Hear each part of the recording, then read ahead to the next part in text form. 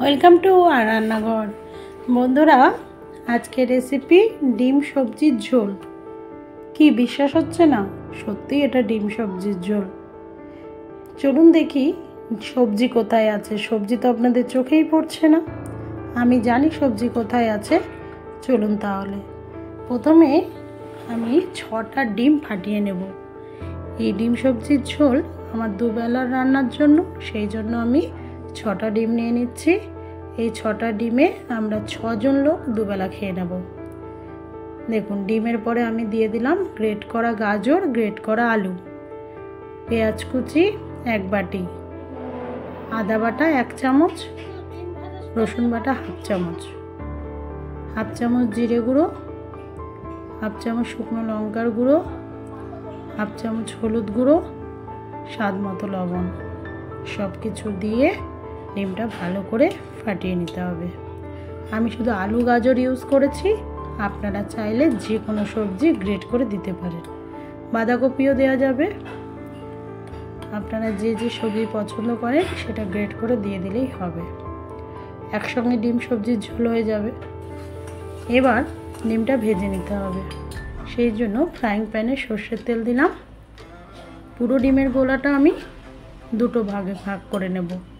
প্রথমে হাফ গোলা ডিমের গোলা আমি বেশ মোটা করে ফ্রাইং প্যানে দিয়ে দিলাম। এবার একটু সময় ধরে ধৈর্য ধরে দাঁড়িয়ে থাকতে হবে, কারণ উপর দিকটা একটু শুকিয়ে গেলে তবেই খুন্তি দেবেন। দেখুন, এবার আমি এই ডিমটাকে 4 টুকরো করব।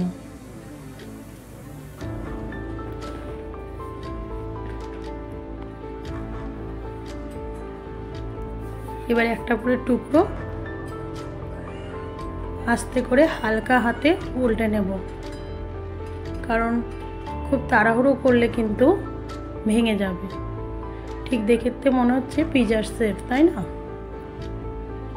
এখন একটা একটা করে ডিম আমি উলট পালট করে এবার ভেজে নিচ্ছি। একটু সময় ধরে ভাজবেন, কেননা ভেতরে আলু গাজর দেওয়া আছে। ভেতরে কাঁচা হয়ে থাকলে খেতে খুব একটা ভালো লাগবে না। সেই জন্য একটু সময় ধরে ডিমগুলো ভেজে নিতে হবে। ডিমগুলো দেখুন ভাজা হয়ে গেছে, এই পিঠটাও লাল হয়ে গেছে। এবার আমি একে একে ডিমগুলো তুলে নিচ্ছি। কিছু ডিম আমি আগেও ভেজে তুলে রেখেছি।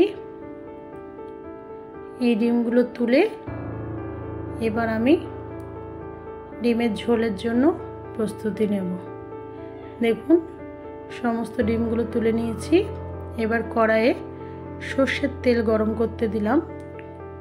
আপনারা দেখেছেন হয়তো যে আমি রান্নাতে খুব বেশি তেল মশলা ব্যবহার করি না, কারণ আমার রান্নাগুলো বাচ্চা, বৃদ্ধ মানুষ সবাই খায়।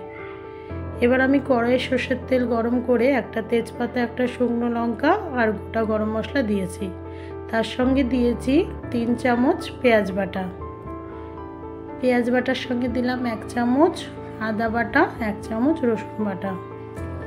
সব কিছু দিয়ে পেঁয়াজ আর আদা রসুনটাকে একটু তেলে কষিয়ে নেব।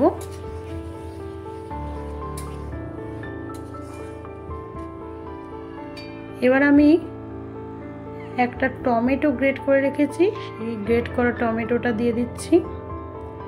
এখনকার টমেটোগুলো খুব বেশি লাল হচ্ছে না, হালকা লাল।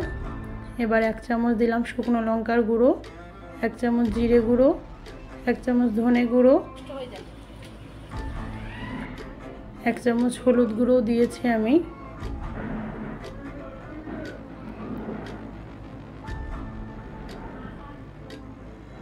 সব কিছু দিয়ে মশলাটা ভালো করে কষিয়ে নিচ্ছি।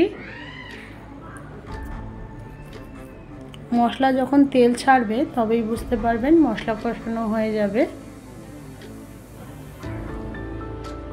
এবার আমি পরিমাণ মতো জল ব্যবহার করছি। যতটা ঝোল রাখবেন ডিমে সেই পরিমাণ জল দেবেন। জল দেওয়ার পর জলটা একটু ফোটার জন্য সময় দিতে হবে। জল ফুটে উঠলে তবেই ডিম দেব। দেখুন, জল ফুটে উঠেছে। এবার একে একে আমি ডিমগুলো দেখুন ছেড়ে দিচ্ছি। ডিম তো অনেক রকমভাবেই খাওয়া যায়, এই রকমভাবেও একবার করে দেখবেন বাড়িতে যে কেমন টেস্ট আসছে। কারণ একই রকমভাবে খেয়ে খেয়ে আমাদের জীবনে অনেক সময় একঘেয়েমি চলে আসে, সেই জন্য চেষ্টা করবেন একই উপাদান দিয়ে বিভিন্ন রকম টেস্ট দেওয়ার, তবেই না আমরা ভালো রাঁধুনি। দেখুন এবার ডিমগুলো দেওয়ার পর একটু ভালো করে ফুটিয়ে নিচ্ছি। আমি খুব বেশি ঝোল রাখবো না, হালকা ঝোল রাখবো। দেখুন কিভাবে টকবক টকবক করে ফুটছে। এবার আমার ডিমের ঝোল হয়ে গেছে, আমি ঢেলে নিলাম। সকালবেলা একটু তাড়াহুড়ো থাকে, দেখুন এইভাবে আপনারাও ডিম সবজির ঝোল করে দেখুন। ভালো থাকবেন, সুস্থ থাকবেন। থ্যাংক